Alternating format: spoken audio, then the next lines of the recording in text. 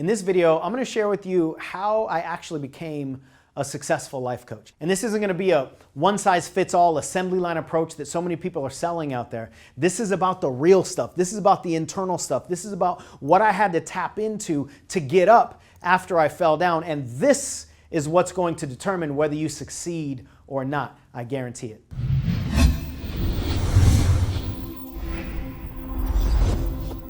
In this video, I'm going to talk about how I became a successful life coach.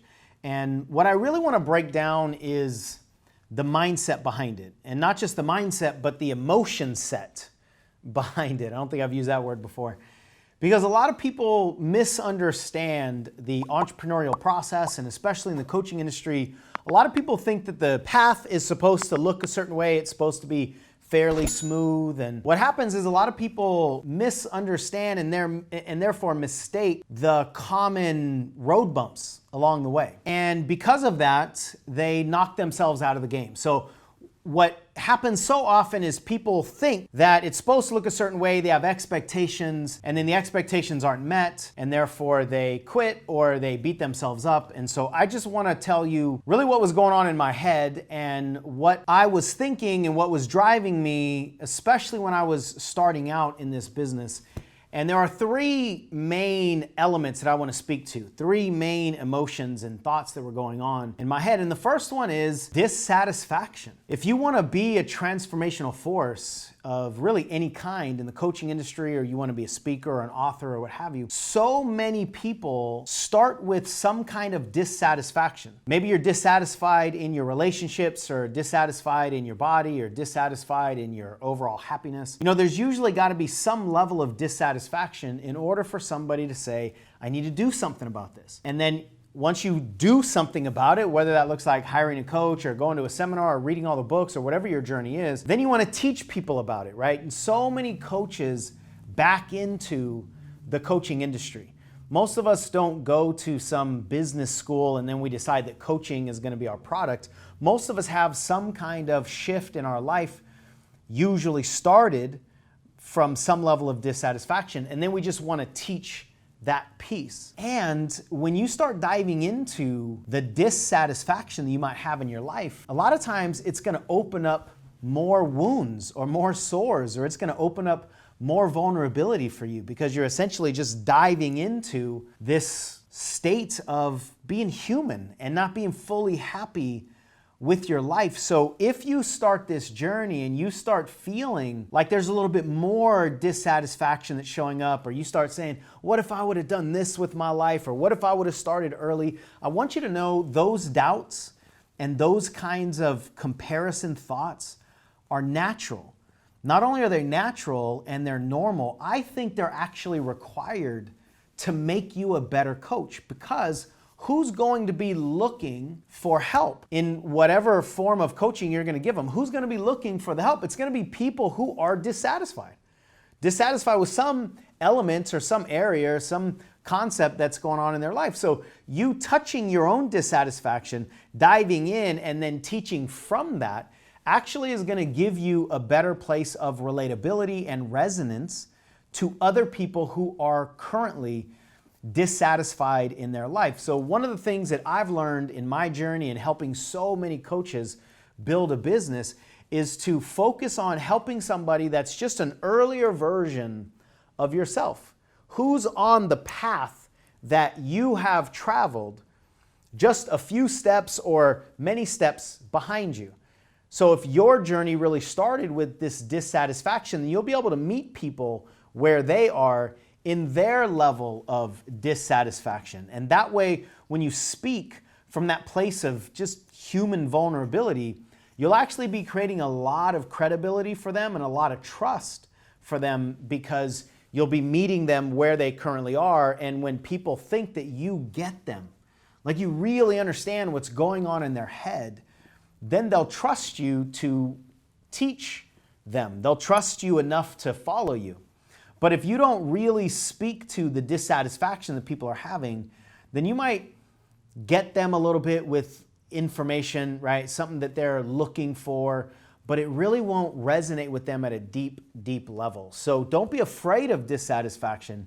Use it as your fuel and notice that, or really understand that that's how you're going to attract so many people who are in that space right now in their lives too. And dissatisfaction actually is a function of ambition, really. When I started this business, I had quit my teaching job a few years prior because I didn't like where I was completely in my life. And my wife and I had just had a baby, my daughter, who's 18 now, as I film this, and I just wanted to stay home with her. So I had this pull, this conflict, this dissonance between the life that I was living and what I wanted in terms of being there with my family and specifically with my daughter. I remember having to peel her off of me in the mornings to go to my job, and she would start crying, and I would go to the car and I would start crying. And I remember just thinking, if there's anything that I can do in order to pay these bills, in order to live the life that I want to live, but stay home with that little girl, then I am all open for that. And it wasn't but a few weeks later that I started to see a lot of opportunities around me. And then a couple years later, I was introduced to personal development at a deep, deep level and introduced to coaching. And I had a massively transformational coaching experience with a life coach. And that got me into this world, but it was born out of this ambition of I want more. So what is it that you want more of in your life? Do you want more freedom? Do you want more impact? Do you want to make a bigger difference for people in the world? Do you want more money? Do you want more time? What is it that you really want more of? And be willing to tap into that. When you tap into what you want more of, though, it might not feel so good, right? Because you'll be basically opening up your awareness to things that you don't currently have, or things that you don't have what you want to have of, right? Like the level of those freedoms or the money or whatever it is that you're looking for. You don't have the levels that you really want to have. And that creates some comparison, not just dissonance, but a lot of times, maybe even a little bit of depression or just sadness, right? You're not living the life that you want, but please understand that that is really powerful fuel. And fuel that you're going to need when the going gets a little challenging. Because building a business isn't easy. You've got to have fuel in order to overpower the roadblocks that you're going to hit, in order to outweigh all of the internal obstacles. You've got to be powered with something deep. So that dissatisfaction that you have, fueled by the ambition of wanting more in your life, is that fuel.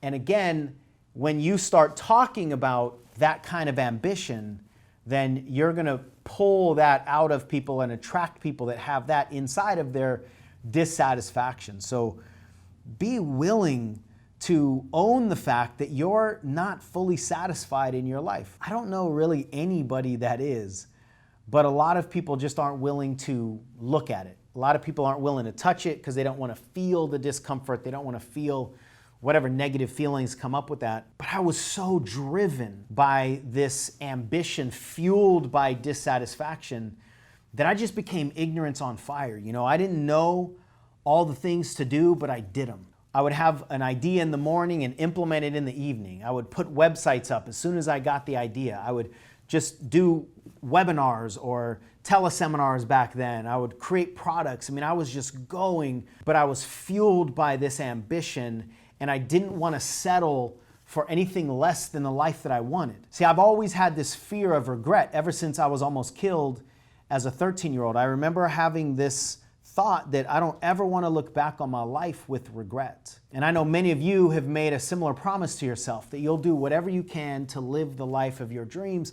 But if you take a look at the landscape in the world today and people that are trying to build businesses, most people are not actually driven by that thought. You might have that thought, and you might have had that thought at some point in the past, but so many people are not driven by that thought. I think they're not driven by the thought because they don't want to touch the uncomfortable emotions. So relish those emotions. Get excited about the fact that you've got ambition in your body and you have dissatisfaction in your mind, and let that be the fuel that allows you to keep pushing. Think about all the other people that are fully waiting for you and searching for you and need you to be driven by this dissatisfaction, be driven by this pull, be driven by your purpose to make a bigger impact, or just that ambition that's inside of you. Think of those people when the going gets tough, and that has the ability to overpower the challenges that knock most people out of this game. Most people are not driven enough because they're just using their intellectual desires. That's not strong enough to overcome a lot of the emotional challenges. So embrace your dissatisfaction and use it as your fuel. The second thing is disruption. We as humans tend to be so scared of like having the walls come down, right? We're so afraid of, it's like having the floor be taken from underneath us. We're so afraid of being disrupted. We're so afraid of what that means to our ego. We're so afraid of being out of control. But if we don't have our current circumstances disrupted, then there's no opportunity to build anything beyond our current comfort zone. And I think intellectually we all know this, that your biggest dreams and the life that you want to live is beyond your current comfort zone. But a lot of people forget that the only way to get beyond those walls is to tear them down, because we're so afraid of the walls being torn down. So again, we have to relish, we have to embrace, we have to actually search for and encourage the disruption of our lives. If you want anything worth having that's new, that's beyond your current capacity, then we got to tear the current capacity down. And for me, I wanted to see who I could really be. You know, I remember having the seeds planted of what I could do in this industry, what I could do on this planet. How many lives could I potentially help? How many people could I potentially shift? And I remember being in all the seminars that I was going to back in the mid-2000s and just starting to dream a little bit, right? What are the things that are well beyond my current identities or my current belief systems? And I remember having a thought one day that said, I was afraid of taking a certain course. And I remember this thought that was reminding me of how little money that I had and how little time I had and how uncomfortable it would be to attend this particular seminar, because that's not something that I was used to doing. And then I remember having another thought that said, but you don't have what you want in your life. And if you don't have what you want in your life, maybe you need to do something new that you've never done before. And that thought was so clear to me. To this day, I don't really know where it came from in terms of, like, I don't think it was planted, you know, with a coach of mine, or I don't remember reading about it or anything. It was just this internal voice of wisdom. And that caused me to take action. And at that seminar, my life completely shifted in so many ways. But it was driven by the thought that I need to do something new. I don't know what your perfect recipe is going to be to achieve the things that you want to achieve, but here's what I know it's not. I know it's not what you're currently doing. If you want more than what you currently are producing, then the current recipe you're following is inadequate. I mean, that's just simple. Because whatever recipe you're following right now is only good enough for what it produces. And recipes produce what they're capable of producing all the time. You'll never outperform the recipe that you're following, nor will you underperform the recipe that you're following. But what so many people are wanting to do is get better results without changing the recipe. Sometimes the best thing to do is anything new. If you know what you're currently following isn't the right thing that's going to take you to the places that you haven't gone before, then just add an ingredient. Take an ingredient out. Be willing to disrupt the current recipe that you're following, the current habits that you have, maybe the current routines that you're doing in the morning or night or in the evening, maybe even changing the way you eat, changing your exercise routines, hiring a new coach. Do something that's out of the norm if the recipe you're currently following isn't producing what you want. So when I was building this business, I was just willing to do anything new. I was willing to go to new seminars. I was willing to hire new coaches. I was willing to buy products. I was willing to try new things. I was willing to buy equipment. I was willing to do videos that I wasn't comfortable doing. I was willing to do teleseminars. When I first started doing my teleseminars, I actually used to hyperventilate. I used to get on the phone and literally it felt like I couldn't exhale. I would breathe in and then not breathe out, and then breathe in and not breathe out. And I thought I was gonna pass out. And nobody could even see me. I was just on the phone back then.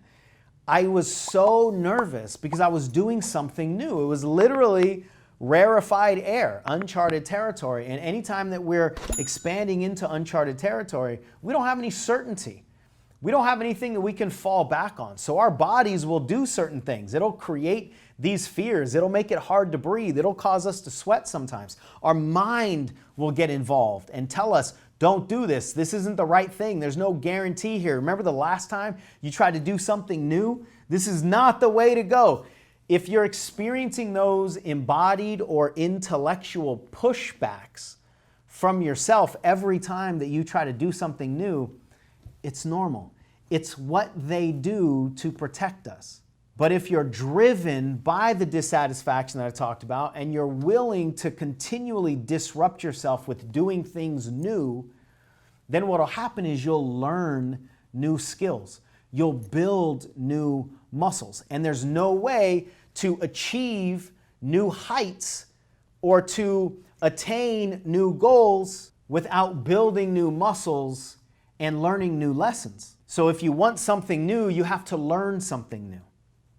Don't be so rigid with your commitment to comfort and all the things that you're familiar with and then expect something new to show up in your life. And all of that requires disruption.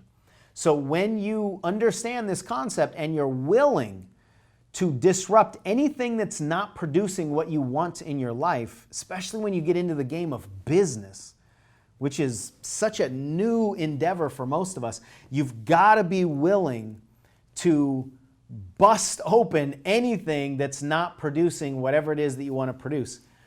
And you've got to let go of the idea of knowing the right thing to do.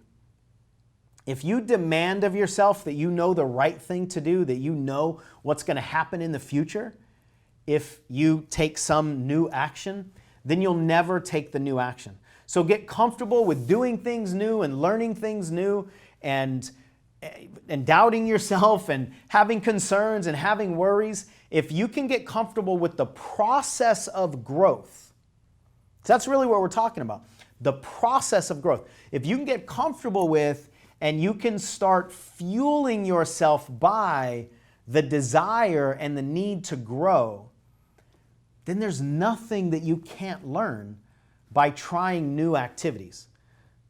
But most people are so committed to their comfort, so committed to not feeling embarrassed, so committed to not making mistakes, that really what they're doing is they're staying committed to not growing. And it's impossible for you to increase your capacity, increase your confidence, and not grow at the same time. Again, especially if you want to make a business out of this. And then when you're committed to this disruption, that's where so much of your content is going to come from. You know, a lot of people don't know what they're going to teach. And really, what you want to teach is what you've learned. What you want to teach is the content that helped you bust through your comfort zone. So in the process of disruption, you're actually going to be building your content. Just pay attention. What are the things that you were doing? What were you listening to? What were you reading? What were you not paying attention to? What were you not reading? What were you not doing? Just pay attention to this, to the disruption, and then you'll have unique content for yourself to teach. And it's really not any more complicated than that. What do you want to teach people? Well, what did you do? What did you experience? And a lot of people don't have that kind of content to teach because a lot of people haven't gone through a disruptive experience. You know, this is actually one of the big things that I've learned over all these years helping coaches, is that a lot of people don't have a disrupted experience that they can fall back on. I have the 2005 moment in the crowded hotel lobby on the piano bench where the life coach walked me through this 15-minute process and changed everything in my life at a belief level. And I went home and my wife asked me what happened, and my friends asked me what happened, and they said, whatever you're on, I want some of that. And so when times got tough early on, and even to this day, I can remember what it felt like. Not to just be disrupted, but what happens on the other side of the disruption. And see, a lot of people don't have that experience to fall back on. So if you don't have that experience to fall back on, you might find yourself getting frustrated with not knowing what to do. You might find yourself succumbing to whatever fears you have inside that are telling you to not do the videos or telling you nobody wants to hear anything you have to say. They're trying to convince you that what you have is not valuable. Listen, that's all normal. I deal with it every single day. My company's been around for over 15 years. We've made millions and millions of dollars. I've been all over the globe. I've had the opportunity to speak on some really big stages, to make some pretty powerful impact out there in the world. And to this day, my mind still tells me, nobody wants to hear what you have to say. My mind still tries to convince me to not do these videos. My mind still tries to bring up all kinds of reasons to push everything off, to just procrastinate, to just do this video tomorrow. Right before I did this video, I had actually convinced myself to push it off tomorrow because there are protesters outside and there might be horns that you might hear on the line because the cars are going by. And I caught that thought and I realized I'm just trying to push something back that's just a little uncomfortable. Just do the video. I mean, that's literally what happened like 25 minutes ago. Just do the video. So you're not gonna get to the point, in my experience, where those thoughts stop. You're just gonna be able to see the value in pushing through them. And whatever you went through, this disruption that you went through, is where your courage is probably going to be found. That's the moment that you decided you've got to do this work. Everything you need to pick yourself back up when you get knocked down is going to be found in those moments of disruption. It's going to be found in the times that you got knocked down and didn't know if you were even able to get back up again. It's going to be found in your humanity. It's going to be found in your vulnerability. It's not going to be found in just your intellectual willpower where you just do the work whenever you feel like doing the work. If I did the work every time I feel like doing the work, I wouldn't do much work. I promise you that. Again, it's a misunderstanding that so many people have. People think that you got to get rid of all your fears. You got to get rid of any bouts of anti-motivation, right? Demotivation and doubts and worries and all these things that people think the successful people don't have anymore. Everybody has those thoughts. It's just that most people never learn how to manage them and how to control them, and therefore how to overcome them when they show up. It's all a dance. And you're going to be able to dance with them and overpower them the more that you remember your moments of disruption. That's actually where your value lies. And it's what's going to make the people out there trust you and love you and need you and follow you even more. So embrace the disruption and use it as the fuel for overcoming your obstacle. The third thing is distinction. In today's world of hyper distraction and massive overwhelm, we have so many marketing messages coming to us. We have so much noise on social media. We have so many people that are trying to get our attention. We've developed this default state, I believe, as humans, of not wanting to be disrupted by anybody's notifications, or we don't want to get distracted again by all these things, but at the same time, we're pulled into the distractions, right? So many people are walking around guarded because there's so much marketing ammo out there. So many people trying to get money out of our wallets and trying to get our attention and using just hype-driven, ridiculous headlines or videos to just bait us into giving them our attention. This is really important to understand because the human brain distorts and deletes the information that it's not interested in. So if you have all of these messages coming at you, your brain is going to do everything it can to protect your attention by fending off as many of those messages as it possibly can. The ones that it thinks are not important to you or not relevant to you, it's just going to push aside, right? It's going to want you to keep your blinders on. But the way the brain does that is by judging, essentially. The way the brain does that is by taking all of the bits of information and judging whether it fits something that it currently knows from the past, from all of your experiences in life, that it doesn't have to pay attention to. So if this is a potential distraction, does it look like anything I've seen before that's not valuable to me? Because if it does, then I can just push it away and I don't need to pay attention to that. That's what the brain is doing all the time. But understand, the only way the brain can do that is if it sees something that reminds it of something else it already knows. It uses what it already knows. So if you show up with something that somebody else's brain has never seen before, they cannot filter you out. I hope you understand how powerful this is and how simple it is. It might not be easy and it might be a little scary, but it's actually simple. How do you get people's attention? You give them something they've never seen before. How do you give them something they've never seen before? Just be you. Be distinct. Be quirky. Be real. Be vulnerable. Tell the stories that nobody's heard before because they're your stories. Don't tell the same old common stories about success or things that you read in a book or the same things that everybody's throwing around. Tell your stories.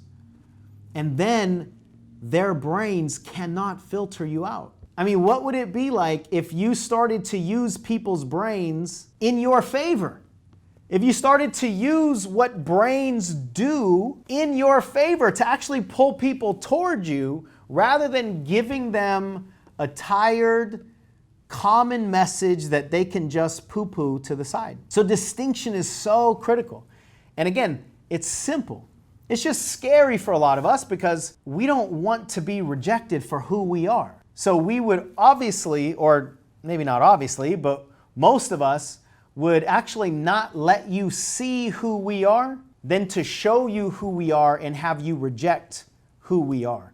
So being vulnerable and being authentic is not exciting for most people. Again, I'm just telling you this because if you have those doubts and fears and don't do that and people are going to judge you and you're going to be embarrassed and everything's going to go to hell, awesome. That's what the brain does when you start considering doing something crazy like actually telling people your vulnerable stories. That doesn't mean you have to tell them everything about you, but be real and be honest. Give them something that they've never seen before that they can attach to you or that will come out of your mouth that's unique. See, being different is better than being better in a market that is oversaturated. Most of us are taught that we have to be better than other people. So if there's a coach that's doing this, we want to try to be better than them, or we want to raise our level of competency or branding or whatever the metrics are that we're paying attention to. We want to raise it to the level that they have before we even have internal permission to get going. That comparison is always going to shut us down. But if you are willing to be distinct, then there's nobody that you need to compare yourself to and nobody that can compare themselves to you.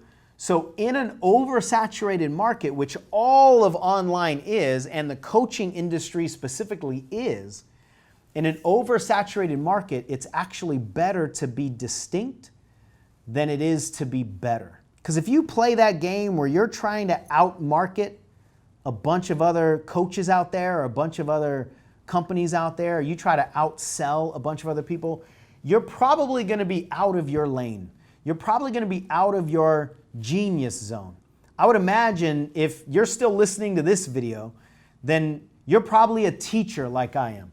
You don't want to get into the sales and marketing ring and try to outsell and outmarket other sales and marketing experts, right? Don't even go there. Don't even compare yourself to them and try to outmaneuver them in any way. Just be different so that when people see you and hear you, you're the only one on this menu of distinction. And again, it's simple to do that. It just takes some internal permission, which is why so many of us need coaches. We need support. We need to be in groups of people that have done similar things that can help us recognize the opportunities that we have and help us realize that all these doubts and fears and falling down and making these mistakes is just part of the game, and it's nothing to be really concerned about. But if we leave it up to ourselves and our own brains, we are going to convince us that we should never take action, right? If you're like most of us, it's easy to convince yourself you should not do this until it's perfect and or until it's guaranteed. And that is the best way to make sure you never accomplish anything, is demanding that you have ideas that are perfect and they're guaranteed to work before you implement them. And so much of this is about coming to grips with and embracing your distinctions. And then recognizing that your distinctions, even if they're uncomfortable for you, your distinctions are actually where your value is to the market.